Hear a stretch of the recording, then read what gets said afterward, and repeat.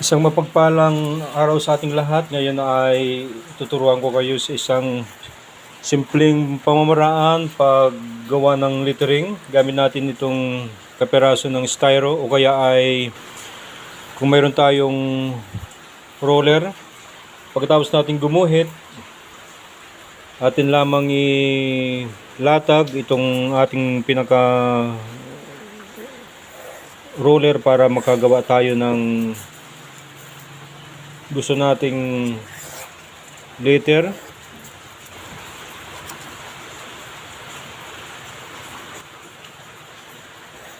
Ayan, pwede itong ganito pwede nating gawing letter D.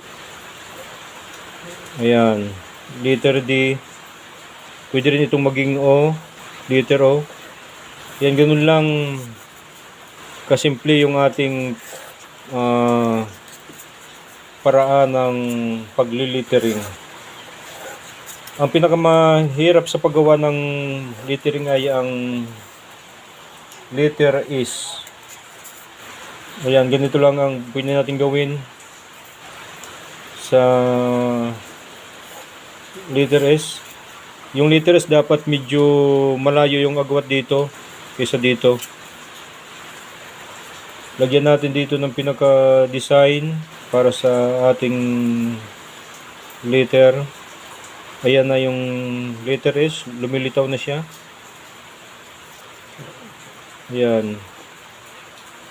Ganun-ganun at lang ang proseso para magkagawa tayo ng lettering sa ating mga school project.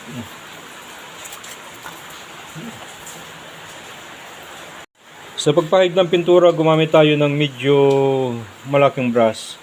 Tapos iayusin natin yung mga kantuhan ng maliit na brush para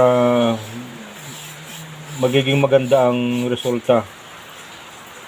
Itong aking gamit na brush ay luka lang.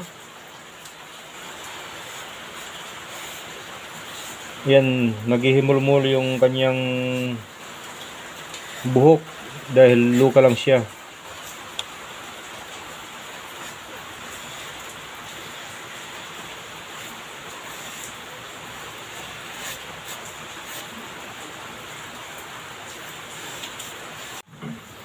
Itong mga patulis nito ang dapat ingatan natin kasi wala tayong brush na mas maliit.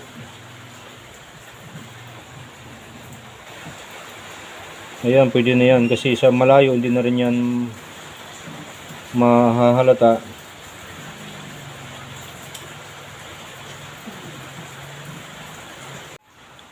Ayan, tuyo na po yung ating acrylic paint. Pwede na nating ikat. At wag na wag tayong gagamit ng enamel paint sa styro kasi lulusawin niya yung styro. Ayan, magbigay tayo ng bakante dito bilang pinaka shadow at design na rin para pag kahit malayo yung lettering ay naaaninaw siya dahil dito sa shadow na white. Ganun lang ang proseso ng pag-lettering, madali lang siyang matutunan. Kaya dito hindi na tayo maglapis dahil i-touch na lang natin yung pagkakat. Kahit nagkamali kang kunti o hindi pare-pares yung agwat,